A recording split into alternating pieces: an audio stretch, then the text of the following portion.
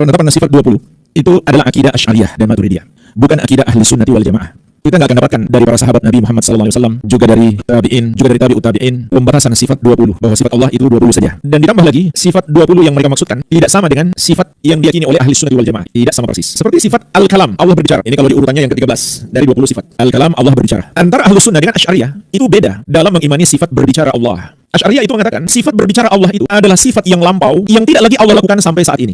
Jadi kesimpulannya, letak kesalahannya dua. Pertama dalam memaknai sifat-sifat tersebut. Yang kedua, pembatasan terhadap sifat-sifat Allah yang mereka lakukan semuanya tanpa berdasarkan dalil, tidak pula berdasarkan petunjuk para sahabat radhiyallahu taala anhum ajma'in. Ya, begitulah bagi Wahabi, selain kelompok Wahabi adalah bukan ahli sunnah wal jamaah, karena mereka yang berhak menentukan siapa ahli sunnah wal jamaah.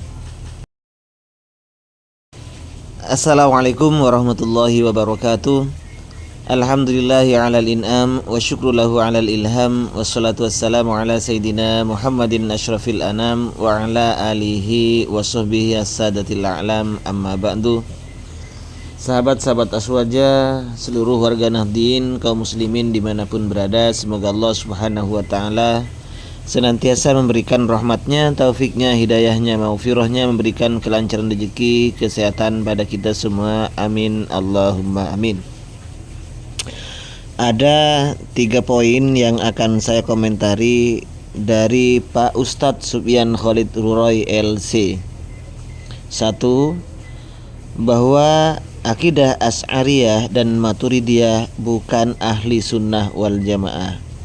Akidah Asy'ariyah ini yang dianut oleh mayoritas orang-orang NU. Berarti secara tidak langsung Pak Sufyan Khalid Ruroy mengatakan bahwa orang-orang NU bukanlah ahli sunnah wal jamaah. Itu yang pertama.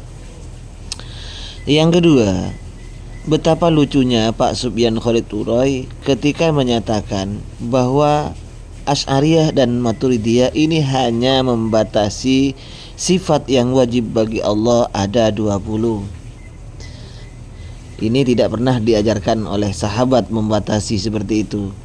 Poin yang ketiga, ketika sok yesnya Pak Sufyan Pak LC ini sok tahu tentang akidah Asy'ariyah, menjelaskan bahwa sifat kalam adalah sifat yang lampau, yang sekarang sudah tidak lagi.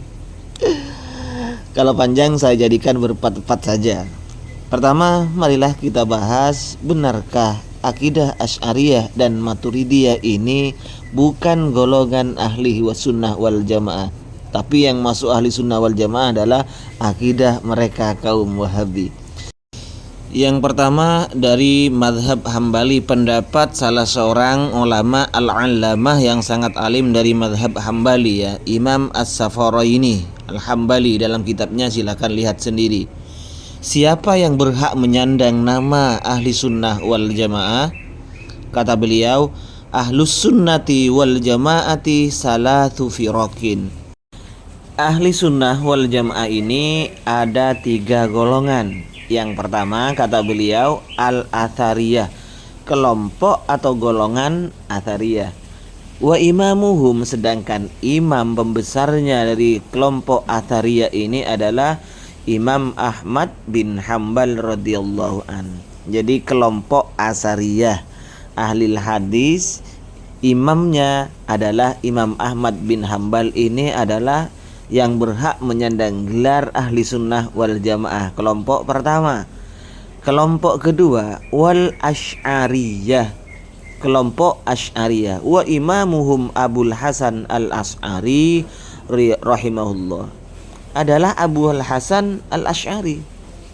Kelompok Asy'ariyah, pembesarnya, pimpinannya atau imamnya adalah Abul Hasan Al-Asy'ari. Ini kelompok kedua yang berhak menyandang gelar Ahlus Sunnah wal Jamaah. Kelompok ketiga, wal Maturidiyah, golongan Maturidiyah. Wa imamuhum Abu Mansur Al-Maturidi, adalah Abu Mansur Al-Maturidi. Wa amma firaqud dhalal, adapun kelompok atau golongan-golongan yang sesat, fakatsiratun, maka sangat banyak, jiddan lagi, sungguh banyak. Entahlah apakah kelompok selain Athariyah, pokoknya ini kelompok selain Athariyah, Maturidiyah dan Asy'ariyah ini adalah golongan yang firaqud dhalal. Wahabi masuk yang mana? Allahu a'lam, silahkan jawab sendiri. Jadi itu adalah pendapat Al-Allamah As-Safaraini yang bermadhab Hambali. Kemudian yang kedua, pernyataan atau penjelasan dari Imam Ibnu Subki dalam syarah Aqidah Ibnul Hajib.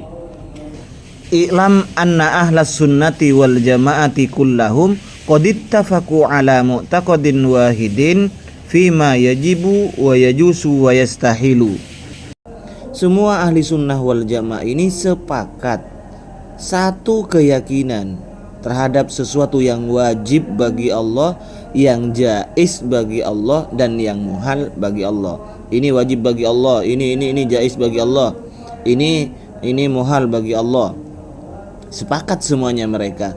Wa ini ikhtalafu fit turuqi wal mabadi al-musilah lidalik. Sekalipun mereka itu berbeda jalan, berbeda cara dan dasar yang bisa menyebabkan terhadap hukum akal yang tiga ini, sesuatu yang wajib bagi Allah, sesuatu yang jaiz bagi Allah, dan sesuatu yang muhal bagi Allah. Pada intinya mereka satu keyakinan.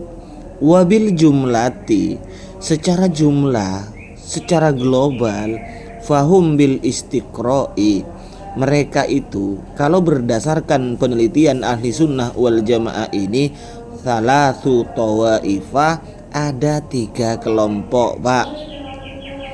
Ya, ada 3 kelompok. Apakah masuk akidah orang-orang Wahabi di sini? Wallahu a'lam.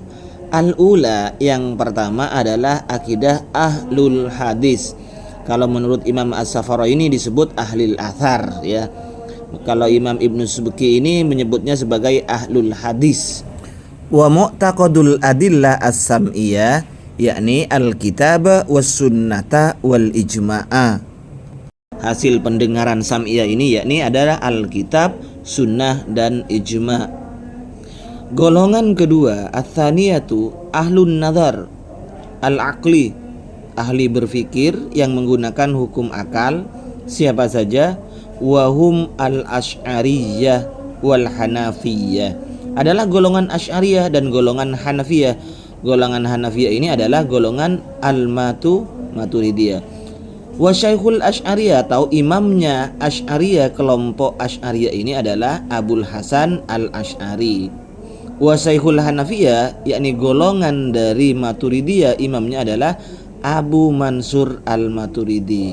Ini, Pak, ulama-ulama banyak sebenarnya ya, ketika dimutlakkan secara global siapakah ahli sunnah wal jamaah, maka mereka menyatakan bahwa ahlul hadis atau ahlul asar Asy'ariyah dan Maturidiyah. Bukan ente.